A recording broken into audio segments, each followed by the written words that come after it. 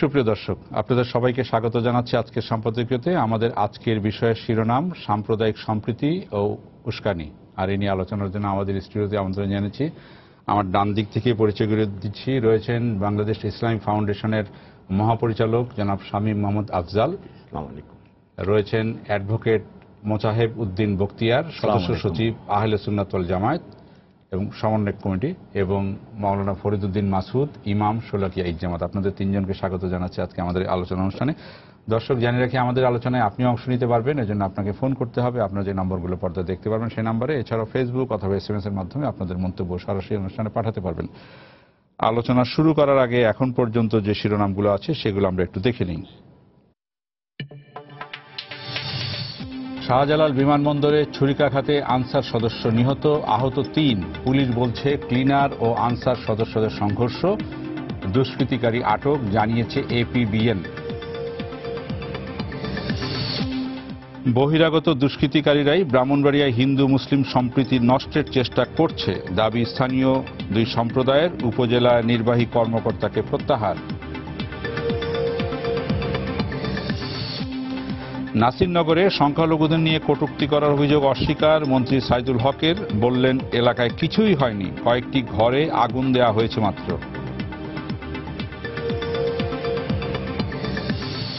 নাসিরনগরে হামলার সময় প্রশাসনের ভূমিকা নিয়ে রিট। সারা দেশে হিন্দু সম্প্রদায়ের নিরাপত্তা নিশ্চিতের দাবি সুপ্রিম কোর্ট আইনজীবী সমিতির।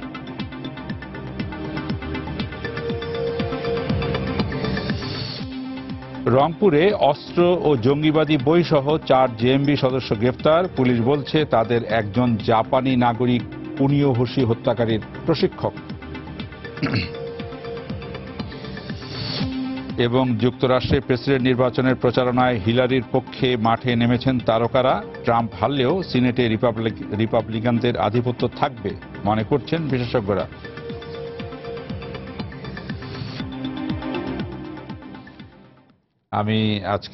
আমরা শিরোনামগুলো দেখলাম, আমরা আমাদের বিষয়ে আসি। আমি অ্যাডভোকেট বখতিয়ার আপনাকে দিয়ে আমাদের আজকের আলোচনা শুরু করতে চাই। যে বিষয়টি আমরা আজকে আলোচনা করব, ব্রাহ্মণবাড়িয়ার বিষয়টি আলোচনা করব। ব্রাহ্মণবাড়িয়ায় নাসিরনগরে যে ঘটনা ঘটেছে গত 30 তারিখ, এবং যে হামলার ঘটনা ঘটেছে, এই হামলার ঘটনার যখন ঘটে, যেদিন ঘটে সেদিন আপনাদের একটি সমাবেশ চলছিল নাসিরনগরে। আহলে সুন্নাত ওয়াল জামাতের একটি সমাবেশ চলছিল, এবং সেই ঘটনার জন্য আপনাদের সংগঠনের একটি সমাবেশকেও দায়ী করা হচ্ছে। দুটি সংগঠনের সমাবেশ ছিল, আপনাদের একটি, আরেকটি ছিল খাঁটি আহলে সুন্নাত। কেউ কেউ বলছেন তৌহিদি জনতা, এরকম বলছেন। তো বলা হচ্ছে যে যেখানে নাসিরনগরটা একটা সাম্প্রদায়িক সম্প্রীতির জায়গা ছিল, সেখানে উস্কানির মতো ঘটনা ঘটেছে, এবং উস্কানির মতো ঘটনা ঘটার পরে যারা সুযোগ নেয়ার তারা সুযোগ নিয়েছে, এই ধরনের ঘটনা বলা হচ্ছে। আপনাদের সমাবেশের বিষয়টিকে আপনি যদি বলি, অভিযুক্ত করা হচ্ছে, আপনি এই বিষয়ে কি বলবেন? ধন্যবাদ। আসলে আমি বলবো যে আমাদের একটা ঐতিহ্য আছে আহলে সুন্নাত ওয়াল জামাত, আমরা কখনো উগ্রতা প্রদর্শন করিনি। এবং সেদিনের ব্যাপারে আমি সরাসরি বলবো এই কথা, যেহেতু ফেসবুকে একটা পোস্ট এসছে এভাবে যে কাবা শরীফের অবমাননা, স্বাভাবিকভাবে একটা উত্তেজনা তৈরি হয়েছে, এবং ওখানে যারা আহলে সুন্নাত ওয়াল জামাতের অনুসারী সাধারণ মানুষজন, তারা এর একটা প্রতিবাদ করবার চেষ্টা করেছে, এবং তারা সেটা প্রশাসনের অনুমতি নিয়ে এবং প্রশাসনকে সাথে নিয়ে, এখানে ওসি সাহেব ছিলেন।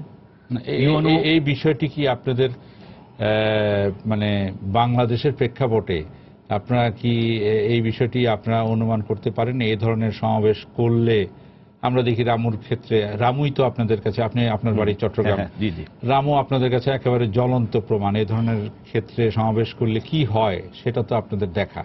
তো এই ধরনের সমাবেশের ক্ষেত্রে কি হতে পারে সেটা তো একটা আন্দাজ করা যায়, এলাকায় একটা উত্তেজনা হবে, এই বিষয়টি আপনারা কেন আন্দাজ করতে পারেন? এটা ঠিক বলেছেন। প্রশাসন অনুমতি দিয়েছে, সেই জন্য প্রশাসনের 2 জন শাস্তি পেয়েছে, ওসি বদল হয়েছে, ইউনো তাকে প্রত্যাহার করা হয়েছে, তারা শাস্তি পেয়েছে।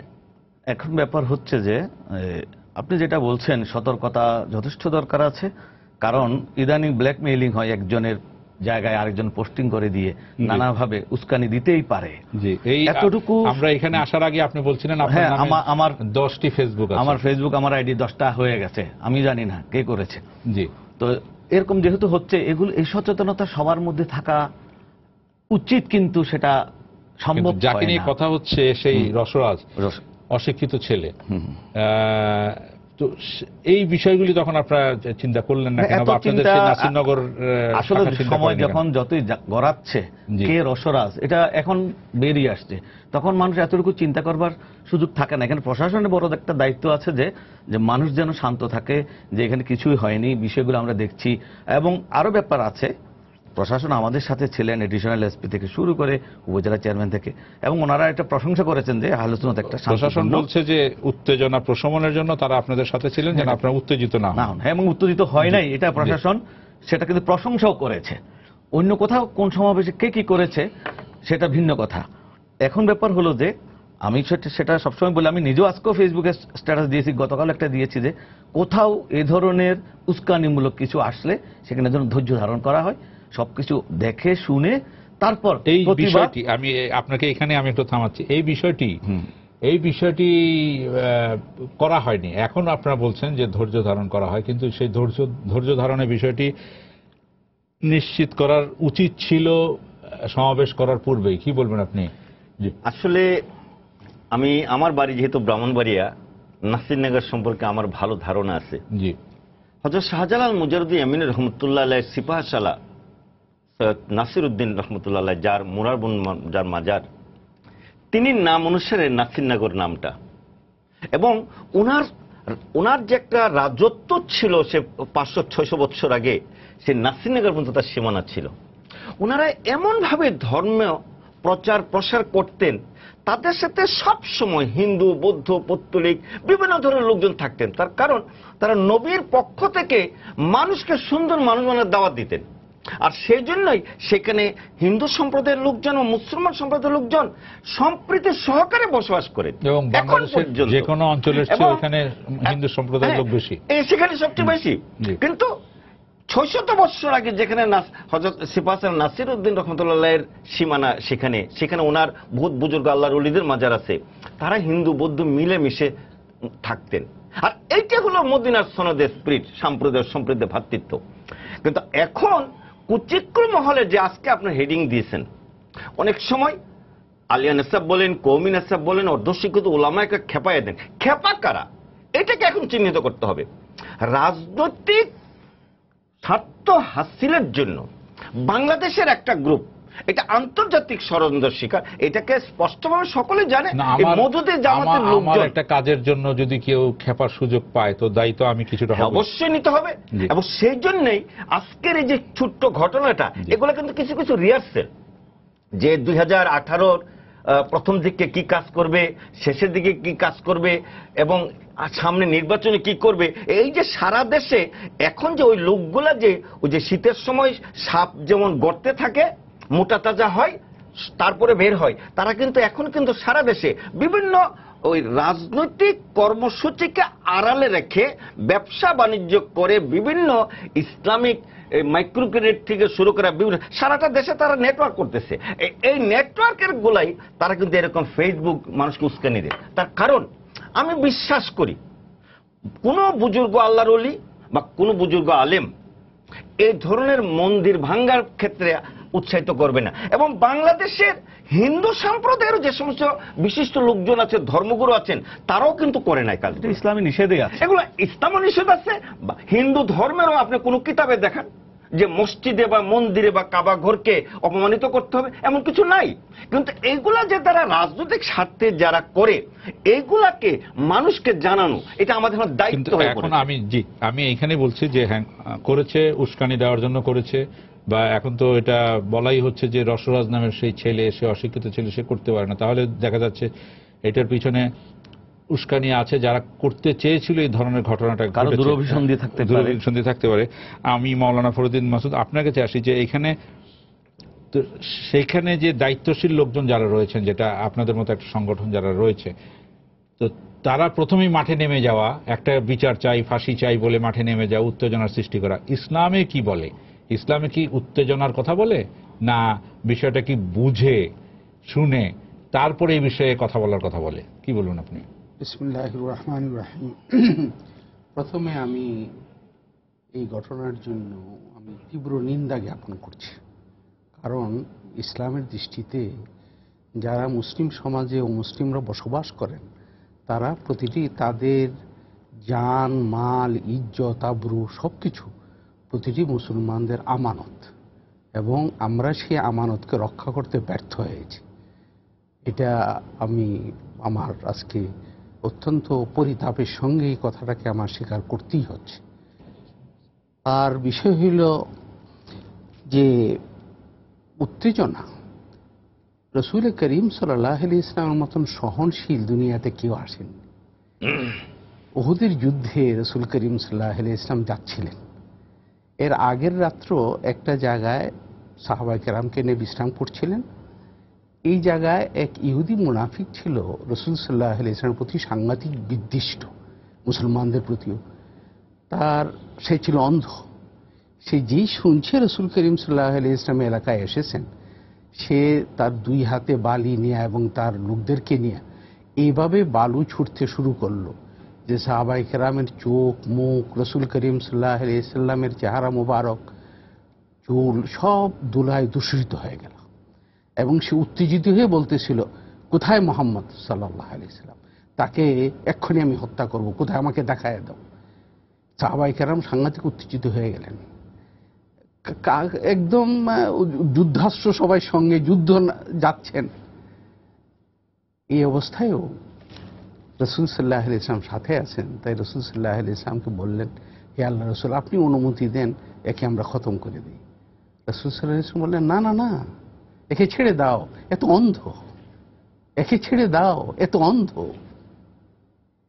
এই যে ঘটনাগুলি, আমরা যদি সত্যিকার অর্থে রসুল সাল্লাল্লাহু আলাইহি ইসলামের উম্মত হয়ে থাকি এবং তাকে অনুসরণের দাবি করে থাকি, তার মহাব্বতের আশেকে নবী হয়ে যদি থাকি, তাইলে আমাদের এটা অত্যন্ত গর্হিত কাজ হয়েছে।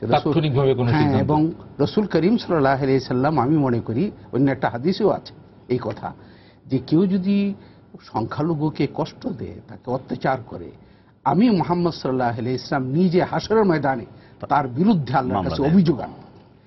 এত স্পষ্ট থাকার পরেও আমি তো শ্রদ্ধার সঙ্গে বলছি, কারণ আমাদের দেশে এটা প্রসিদ্ধ যে সাধারণত উগ্রবাদীরা অন্য ধরনের, কিন্তু আহলে সুন্নাতুল জামাতের নাম এখানে আসবে এটা আমরা কখনো চিন্তাও করিনি। এবং যারা নেতৃত্ব দিচ্ছেন এদের তো উচিত ছিল যে বুক পেতে দেওয়া, যাতে কোনরূপ কেউ যদি উত্তেজিত হয়েও থাকে, আগে এটা বলা উচিত ছিল যে আগে আমার জান যাবে, পরে আমার এক প্রতিবেশীর গায়ে হাত উঠবে। কারণ প্রতিবেশী সে মুসলমান হোক বা হিন্দু হোক বা অমুসলিম হোক, সকলেরই অধিকার শরীয়তে এক সমান প্রতিবেশী হওয়ার ক্ষেত্রে। আমরা দেখি সেখানে সাধারণ যুবক শ্রেণী তারা কিন্তু এগিয়ে এসছে, তাদেরকে সাধুবাদ জানাই, প্রতিবেশীদের তাদেরকে সাধুবাদ জানাই। আর আমি আমাকে নিন্দা করছি, কারণ আমার চেহারার কিছু লোকরেই আপনাদের এতে দেখা গেল যে তারা উগ্র হয়ে রসুল করিম সাল্লাল্লাহু আলাইহি ইসলামের শানে বেয়াদবি করলে বা কাবা শরীফের শানে বেয়াদবি করলে এটা মানুষের মধ্যে একটা প্রতিক্রিয়া আসবেই, এটা অসম্ভব না। কিন্তু যারা নেতৃত্ব দিবেন, যেটা আপনি বলছেন আমি একমত, তাদের তো উচিত তাদেরকে সামলানো, তাদের উচিত তো প্রকৃত জিনিসটাকে অপেক্ষা করা, যে আসলে দেখো আমরা আগে পরীক্ষা করে দেখিনি। এ তো কোনো প্রশ্ন হয় নাই যে আগে আমরা আক্রমণ করে ফেললাম, লুণ্ঠন করে ফেললাম। আমি একটু বলি, তাহলে আমি একটু মাওলানা ফরদউদ্দিন মাসুদের কাছে একটা জিজ্ঞাসা করতে চাই। হুজুর সাল্লাল্লাহু আলাইহি ওয়াসাল্লাম যেটা বলেছেন আমরা সেটা পালন করতে পারিনি, এই যে ধর্মীয় সংগঠনের নামে যদি মিছিল করা হয় এবং সমাবেশ করা হয়, যার কারণে উত্তেজনার সৃষ্টি হয়েছে, এবং যেটা আপনি বলছেন যে হেফাজত করা, সংখ্যালঘুদের হেফাজত করা, এখানে হেফাজত করা গেল না, এটা তো আরেকটা ইসলামকে অবমাননা করা হলো। শুধু তাই না, আমি আরেকটা বলছি, কোরআনে কারিমে আল্লাহ তাআলা স্পষ্ট ঘোষণা দিয়েছেন, লা তাজিরু ওয়াজিরাতুম বিজরা উখরা, কারো অপরাধের দায়ভার অন্য কারোর ঘাড়ে কি করা যাবে না, কখনোই চাপিয়ে দেওয়া যাবে না। যদি আমি ধরে নিলাম যে এখানে একটা লোক অপরাধ করেছে, তার নাম রসরাজ হোক বা যাই হোক, আমি ধরে নিলাম যে অপরাধ করছে, আর বিষয়টি এরকম ঘটে থাকলে অপরাধ, অবশ্যই এটা অপরাধ। কিন্তু তাই বলে তো ইসলাম বলছে যে অপরাধীকে তুমি ধরে বিচারের আওতায় নিয়ে আসো। এইখানে সাধারণ মানুষ, অসহায় যারা সম্পৃক্ত নয়, তাদের উপরে আমি আক্রমণ করে কোরআনে কারীমের এই স্পষ্ট আয়াতের লঙ্ঘন করলাম, স্পষ্ট আয়াতের লঙ্ঘন করেছি আমি। ঠিক আছে, হ্যাঁ, আমি যেটা বলতে চাচ্ছি, অবশ্যই হুজুর যেটা বলেছেন, এমনকি কোরআন শরীফে এই কথাও আছে যে যারা আল্লাহ ছাড়া অন্য কোনো দেবদেবীর উপাসনা করে, তোমরা তাদের দেবদেবীকে গালিয়ে দিও না। যেখানে গালি দেওয়া নিষেধ, সেখানে প্রতিমা ভাঙচুর, মন্দিরে হামলা করা, এটা কখনো ইসলাম সম্মত হতে পারে না। ইসলামের ঐতিহ্যের মধ্যে এসব নেই। যুদ্ধের সময়ও বলে দেওয়া হয়েছে যারা মন্দিরে প্রার্থনারত আছে, তোমরা তাদের উপর আক্রমণ করো না বা অন্য কারো উপাসনালয়ে হামলা করো না। সুতরাং এই কাজগুলো যারা করেছে এরা তো ইসলামকে অবমাননা করেছে, এটা নিঃসন্দেহে। এখন প্রশ্ন হলো আহলে সুন্নত।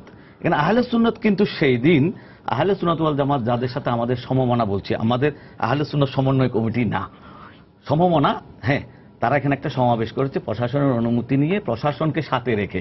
কিন্তু আরেকটা সমাবেশ হয়েছে মাত্র 700-800 গজ দূরে। আজকে কালের এই যে 2 তারিখের ইয়াতে কালের কণ্ঠ দেখতে পাচ্ছি, সেখানে আসছে খাঁটি আহলে সুন্নত। এরা কারা? এই খাঁটি আহলে সুন্নত আর আমাদের আহলে সুন্নত সম্পূর্ণ বৈরী সম্পর্ক। এদের ওখান থেকে উত্তেজনাময় বক্তব্য এসছে, এবং জৈনিক মুখলেসুর রহমান সাহেব, যিনি ওই উপজেলা কমপ্লেক্সের মসজিদের খতিব, যার নাম প্রত্যেক প্রায় পেপারে আসছে, যিনি উত্তেজনামূলক বক্তব্য রেখেছেন, এই কথাগুলো আসছে। সুতরাং স্বাভাবিকভাবে চিহ্নিত হয়েছে যে কোন সমাবেশ থেকে উত্তেজনামূলক বক্তব্য এসছে। আর আমি কথা বলে জেনে নিয়েছি যে আমাদের এই যে সমাবেশ, এটা প্রশাসন ঘেরাও হয়ে প্রশাসনের মধ্যে ওনারাও বক্তব্য রেখেছেন, ওনারা ভূয়সী প্রশংসা করেছেন যে এই ধরনের সমাবেশ। প্রশাসন কিন্তু 2টি সমাবেশে গিয়েছে। আচ্ছা, আমরা যেটা জানি, উপজেলা চেয়ারম্যান আপনাদের সমাবেশে যেমন বক্তৃতা করেছেন, সেরকম তৌহিদি জনতা বলেন আর খাঁটি আহলে সুন্নাত বলেন, ওই সমাবেশও বক্তৃতা করেছেন উপজেলা চেয়ারম্যান। 2 সমাবেশে উপজেলা চেয়ারম্যান বক্তব্য রাখুন। ওনারা কিন্তু এই সমাবেশে প্রশংসা করেছেন যে এখানে উত্তেজনামূলক কোনো বক্তব্য হয়নি, এবং এখান থেকে কেউ যায়নি। 1:30 পর্যন্ত সবাই এখানে ছিলেন। ওনারা সমাবেশ শেষ করার পর শুনলেন যে 12টার দিকে নাকি 12:30টার দিকে একটা হামলা হয়েছে। ওনারা নিজেরা গিয়ে সেখানে তারা এদের শাস্তি দাবি করেছে যারা এই দুষ্কৃতি কাজ করেছে। এবং আমরাও মূলত সুফি ঘরানার যারা সুন্নি মুসলমান, এদের ঐতিহ্যের মধ্যে কোথাও এটা পাবেন না।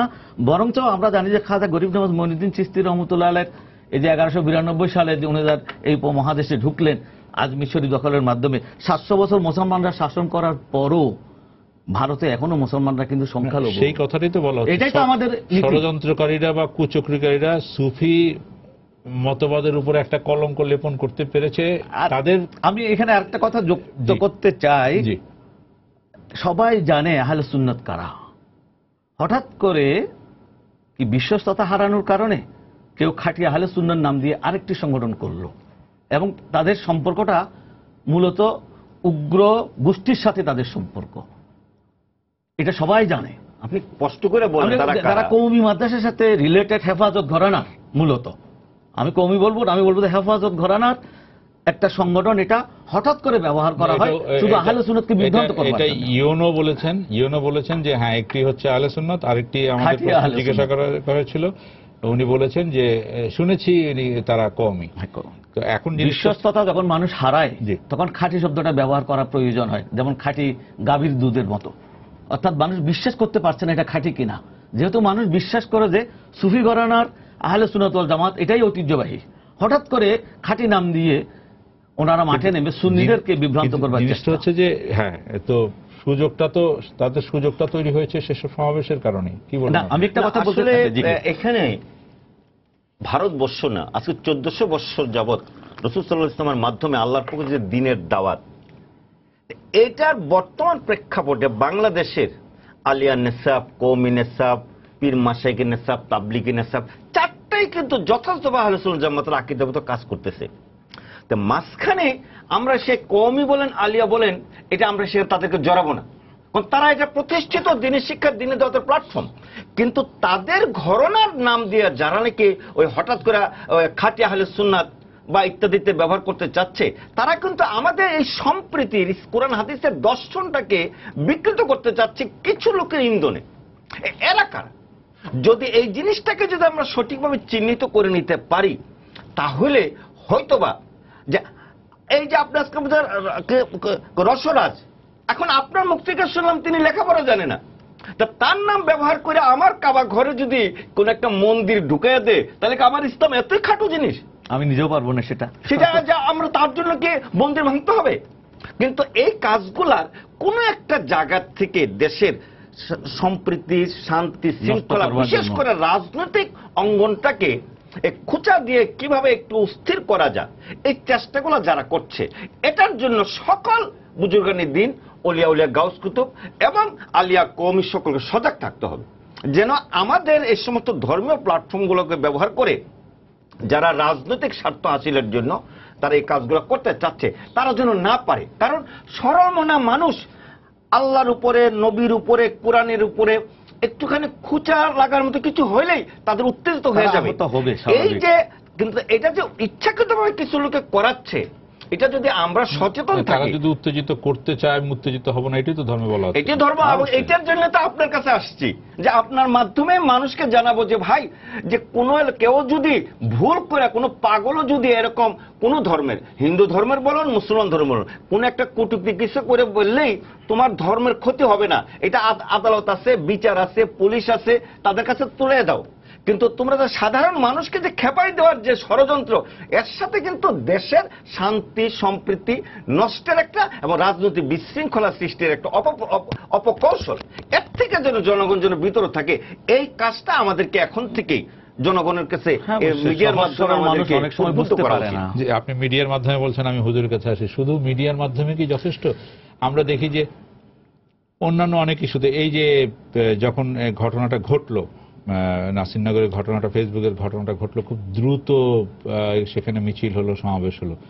এটা যখন দেখা গেল যে এটা খারাপ দিকে গেল, তখন মানে যারা সেই ধর্মীয় সংগঠনগুলো যারা এইসব উগ্রবাদে বিশ্বাস করে না, তাদের পক্ষ থেকে, আপনাদের পক্ষ থেকে পাল্টা নামা, যে মানববন্ধন করা, মানুষকে সজাগ করা, এই বিষয়টা কিন্তু আমরা দেখতে পাই না। হ্যাঁ, আমার কাছে এটা খুব আশ্চর্য লাগছে যে ঘটনাটা যেদিন আমরা গত ৩-৪ দিনে যে নানা মানববন্ধন দেখেছি, আজকে আইনজীবীদের মানববন্ধন দেখেছি, সাধারণ মানুষের মানববন্ধন দেখেছি, কিন্তু ধর্মীয় নেতাদের বা তাদের মানববন্ধন বা তারা এগিয়ে আসা, যে মানুষকে বোঝানো, এই জিনিসটা তো আমরা দেখি নাই। সেটাই বলছিলাম যে ঘটনাটা যেদিন ঘটেছে, এই আপনার তাণ্ডবটা হয়েছে আরো প্রায় 1-2 দিন পরে। কারণ যেদিন ঘটনাটা ঘটছে, যেদিন ফেসবুকে আসছে, যেদিন প্রচারণা হয়েছে, এই দিনই কিন্তু হয় নাই। একদিন পরে, মাঝখানে একদিন পরে আমি মাফ চেয়ে বলবো যে ওই সমাবেশটা করতে দেওয়াটাই এই ঘটনাটাকে বিস্তৃত করার মূল কারণ মনে হচ্ছে আমার কাছে। সাথে সাথে আমাদের শামীম সাহেব যেটা বলছেন এই কথা, যে রাজনৈতিক উস্কানি যে ছিল না এই কথা তো নয়, কিন্তু রাজনৈতিক উস্কানি তো থাকবেই। রাজনীতি যারা করেন তারা তাদের সুবিধা নেবেনই। কিন্তু আমি যে একজন নিজেকে ধর্মীয় ব্যক্তিত্ব বলি, আমার দায়িত্ব তো হলো এই রাজনীতির উপরে উঠে জনগণের কাছে আমার কথাটাকে করার, প্রতিষ্ঠিত করা। এবং আমি তো মনে করেছিলাম, আপনার সাথে আমি একমত, আমি মনে করেছিলাম ওই দিনেই বোধহয় আশেপাশে প্রচুর মাদ্রাসা, আশেপাশে কওমি বলেন, আলিয়া বলেন, প্রচুর মাদ্রাসা, প্রচুর মসজিদ, এই আশেপাশের যারা ছিলেন তারার যে প্রতিক্রিয়াটা, যে এই ধরনের একটা ইসলাম বিরোধী কাণ্ড হওয়ার পরে যে প্রতিক্রিয়াটা হওয়ার কথা, দুঃখজনক হইল যে এই প্রতিক্রিয়া আমি পত্রপত্রিকা দেখতে পাইনি। আর এইটা মিডিয়া, তো মিডিয়ার কারণে কিন্তু আমি বলবো না যে এটা হয়েছে, কারণ মিডিয়া তো প্রচার করছে আরো পরে, ঘটনা ঘটে যাওয়ার পরে মিডিয়াতে আসছে, ঘটনা একদিন পরে। কিন্তু ঘটনা যখন ঘটলো, এইটা মিডিয়াতে আসলো বিকেলবেলা, এই যে উস্কানিটা করলো, এই যে সময়টা পাইলো, এই সময়টা তো আমার নীরবতার কারণে বা আমার উস্কানির কারণে পাইছে। আর যেটা উনি বলছেন যে গোষ্ঠীটা, আমিও এটা চিন্তা করেছি যে হোলি আর্টিজানের ঘটনার পরে এবং সুরাইকের ঘটনার পরে জনগণের সচেতনতা এবং আইন শৃঙ্খলা বাহিনীর তৎপরতা ও সতর্কতার কারণে এই সমস্ত ব্যাপার কিছুটা স্থিমিত হয়ে আসছিল এবং দেশের ভাবমূর্তি কিছু উন্নত হচ্ছিল, আস্থা বাড়ছিল। কিন্তু দুঃখের বিষয় ব্রাহ্মণবাড়িয়ার ঘটনাটায় আমাদের লজ্জার কালিমা মেখে দিয়েছে আমাদের মুখে, বিশেষত আমার মুখে। কেন? আমি নিজের, আমার সুরতটা ধর্মের, আমার সুরতটা ধর্মীয় ব্যক্তির, আমি এর জন্য অনুসূচিত। আমি এই দুঃখবোধ আমার আছে যে যাদেরকে হেফাজত করার দায়িত্ব রসুল পাক সাল্লাল্লাহু আলাইহি সাল্লাম শ্রেষ্ঠ মানুষ আমাকে দিয়েছিলেন, সেই দায়িত্ব আমরা কি করি নাই, পালন করি নাই। এবং সামনেও যেন আমাদের এই ধরনের অসতর্কতা না হয়।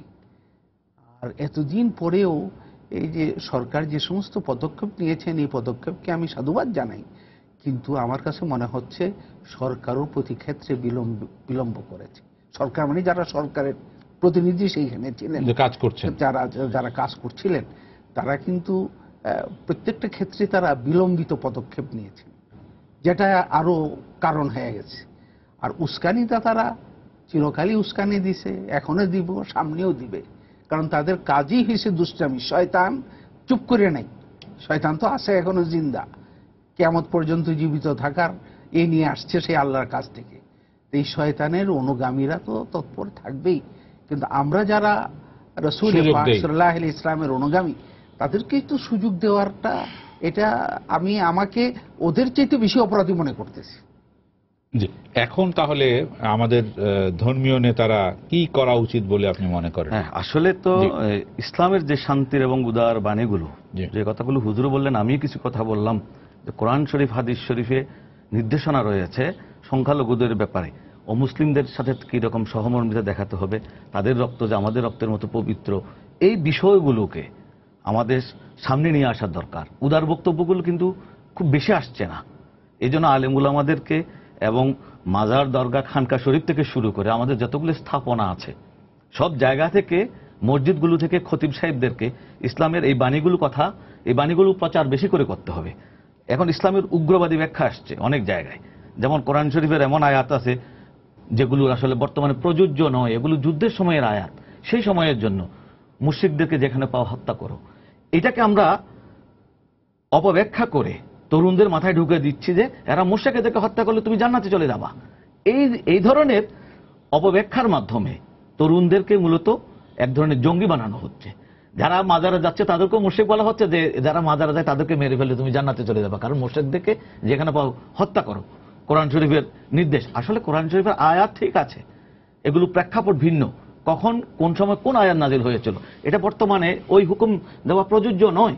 সুতরাং কোরআন সুন্নাহর যে প্রকৃত ব্যাখ্যা যারা দেওয়ার যোগ্যতা রাখেন তারা সেই ব্যাখ্যাগুলো দেবেন, এবং ওই ব্যাখ্যাগুলো যেন আমাদের যে সরফে সালেহিনের যে ব্যাখ্যা তার সাথে সামঞ্জস্যপূর্ণ হয়, সেখানে যেন উগ্রতা স্থান না পায়। আমি একজনকে তলোয়ার ধরাই দিতে পারি, কিন্তু তার পরিণতি আমার মুসলিম উম্মাটাকে ধ্বংস করে দিচ্ছে, আমাদেরকে সন্ত্রাসী হিসেবে চিহ্নিত করা হচ্ছে, মুসলমানদেরই কলঙ্ক হচ্ছে, ইসলামেরই কলঙ্ক হয়ে যাচ্ছে। সুতরাং এই বিষয়গুলো আমাদের তরুণদেরকে বোঝাতে হবে। আমরা দেখতে পাই যে লেখার মধ্যেও উগ্রতা রয়েছে, যেখান থেকে মানুষের মাথায় উগ্রতা আসতে পারে। আমি বলি, চট্টগ্রামে আমাদের একজন বুজুর্গ আছেন কাতাল শাহ, যাকে নিয়ে কাতালগঞ্জ আছে। এখন ইদানিং কেউ গবেষক লেখকরা লিখতে গিয়ে তাকে কতল শাহ লেখা আরম্ভ করছেন এবং ব্যাখ্যা দিচ্ছেন। কাতাল শাহ নাম হয়েছে তিনি যখন চট্টগ্রাম ইসলাম প্রচার করতে আসছেন তখন কাতাল মাছের পিঠে করে আসছেন। না, এটা অসম্ভব, ওইটা না। উনি হাতে তলোয়ার নিয়ে অনেক মানুষ কতল করেছেন, সেই কারণে ওনার নাম কতল শাহ। অথচ জায়গার নাম এখনো কাতালগঞ্জ রয়ে গেছে শত শত বছর ধরে। উনি কাতাল শাহ হিসেবে নাম আছেন। আমি তো বলবো যে এটাও একটা উগ্রবাদী চিন্তা, একজন মানুষের নাম চেঞ্জ করে। ওনার ওটা উপাধি ছিল, ওনার সেরকম অলৌকিক ক্ষমতার কারণে। আমি অলৌকিক ক্ষমতাকে অবিশ্বাস করলাম, ঠিক আছে, কিন্তু আমি কতল শাহ কেন বানালাম? আমি অলৌকিক ক্ষমতা বিশ্বাস করলাম না, কিন্তু কতল শাহ বানিয়ে আমি কতলকে উৎসাহিত করছি। তো সুতরাং এইভাবে কোরআন সুন্নাহর উগ্রবাদী ব্যাখ্যা দীর্ঘদিন ধরে চলছে। মসজিদ, মাদ্রাসায় বিভিন্ন জায়গা থেকে এইসব করে তরুণদেরকে ওইভাবে তৈরি করা হচ্ছে, তাদেরকে অস্ত্রের ট্রেনিং দিয়ে। আমাদের করণীয় হচ্ছে, আমরা মনে করি যে এখন প্রয়োজন আছে সবাই মিলে একটা ডাক দেওয়ার দরকার আছে যে এগুলো কোরআন সুন্নাহর বক্তব্য নয়, কারণ এগুলোকে সমর্থন করার কেউ আসলে প্রকাশ্যে আসছে না। এখন কেউ নাই যে জঙ্গিদেরকে পৃষ্ঠপোষকতা দিয়েছে, এই কিন্তু সামনে আসছে কথাটাই না কেউ। আপনাদের বলছি, আপনারা একটা মানে আমরা অনেক কিছুর ব্যাপারে দেখি যে হ্যাঁ আপনারা খুব দ্রুত সমাবেশ করেন বা ইয়ে করলেন, আমরা একটা কিন্তু আপনাদেরকে এই যে সুসংবাদ দিতে চাই ঘটনার জাতিকে। ব্যাপারে ঘটনার ব্যাপারে আপনারা একটা দায়সারা গোছের চট্টগ্রামে একটা সংবাদ সম্মেলন করে বললেন যে এটার সাথে আপনারা জড়িত না এবং আপনাদের এটা দিয়ে আপনারা দায় শেষ করলেন। কেন আপনারা আরো এক ধাপ এগিয়ে মানববন্ধন বা আরো সমাবেশ বা এটার বিরুদ্ধে যে ব্রাউনবাড়িয়ার ঘটনাকে আমরা নিন্দা জানাই হয়েছে আমাদের, হয়তো মিডিয়াতে সবকিছু কিন্তু আসে না।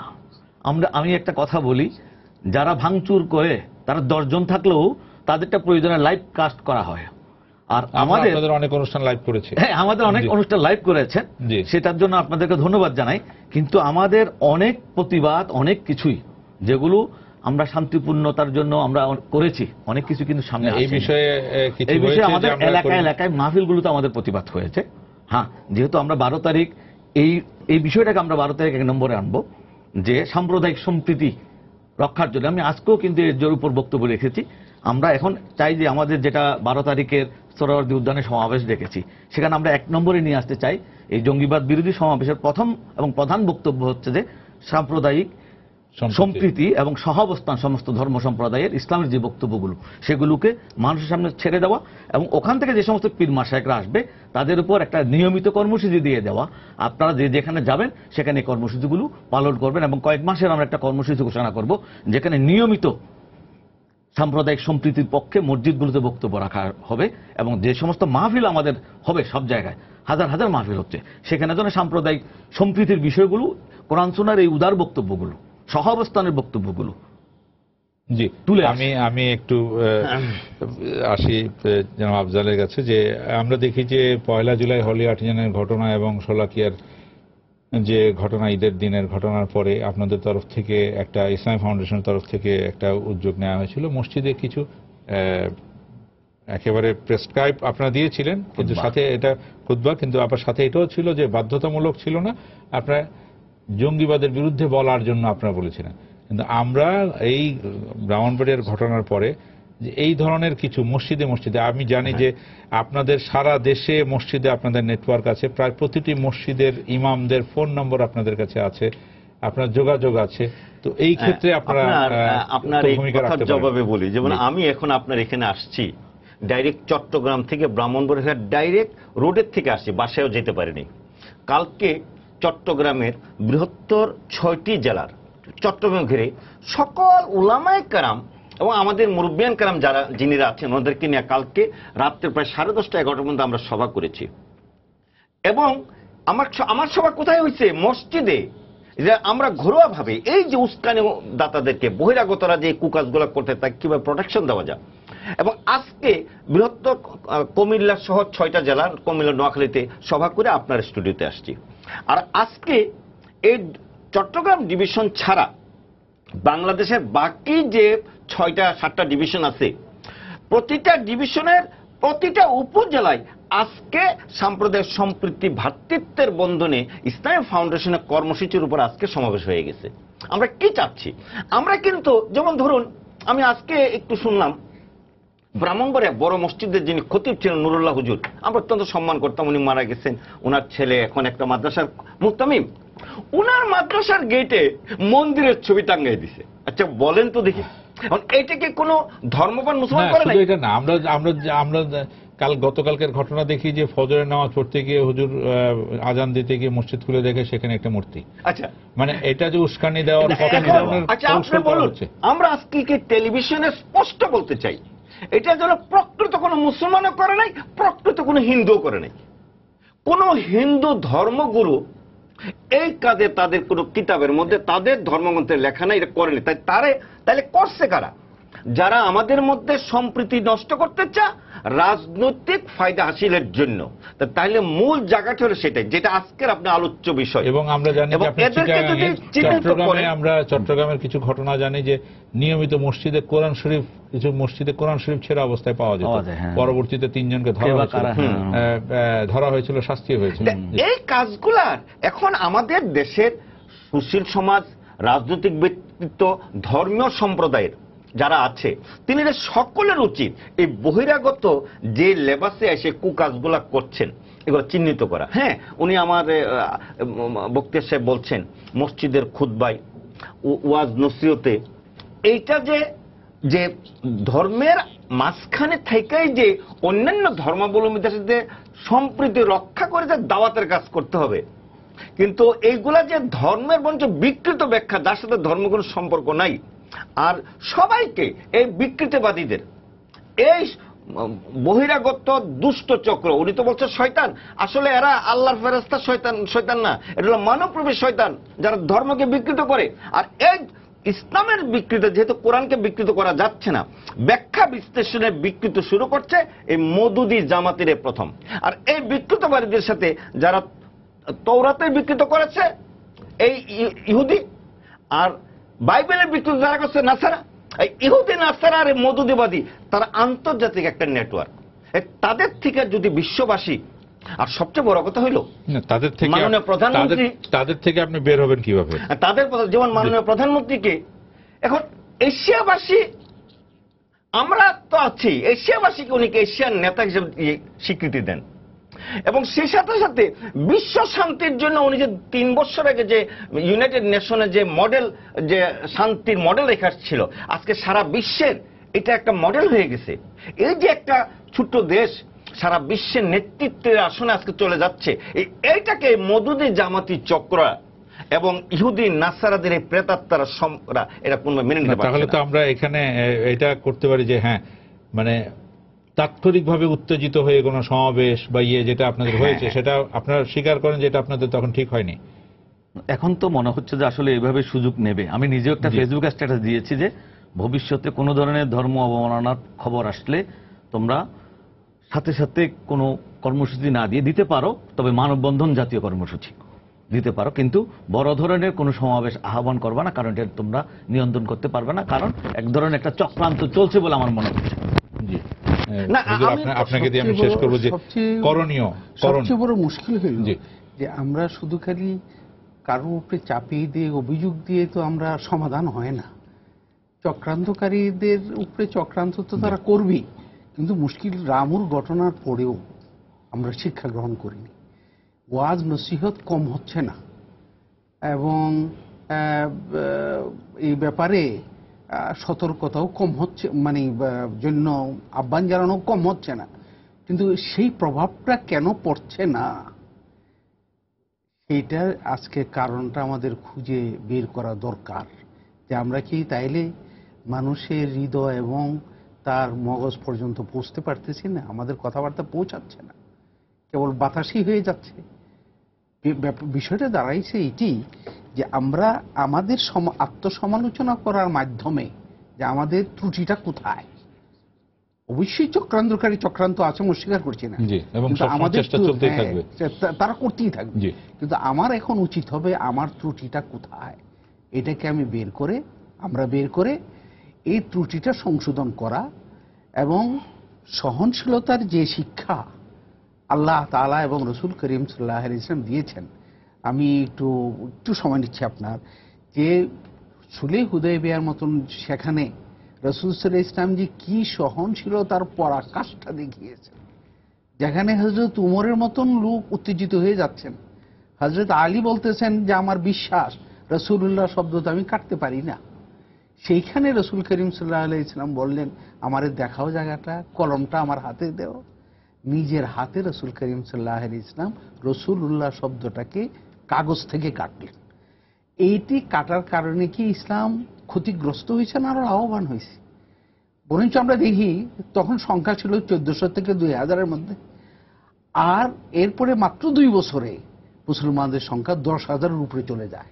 কারণ ইসলামটা হইল একটা স্বভাব প্রকৃতির ধর্ম, একটা গাছ যেমন গাছ যদি পরিবেশ পায় করতে হবে যে সহনশীলতার ধর্ম, এবং সহনশীলতার ধর্মের এই বিষয়টি যদি আমরা মনে রাখি তাহলেই আমাদের কোনো আচরণেও যদি আমি প্রকাশ করি উস্কানি হবে না। এই বিষয়টি বিশেষ করে যারা ধর্মীয় নেতা তাদের অবশ্যই খেয়াল রাখতে হবে, তাহলেই আমরা হয়তো ব্রাউনের মতো ঘটনা, এ ধরনের ঘটনা পুনরাবৃত্তি হওয়া থেকে আমরা বাঁচতে পারবো।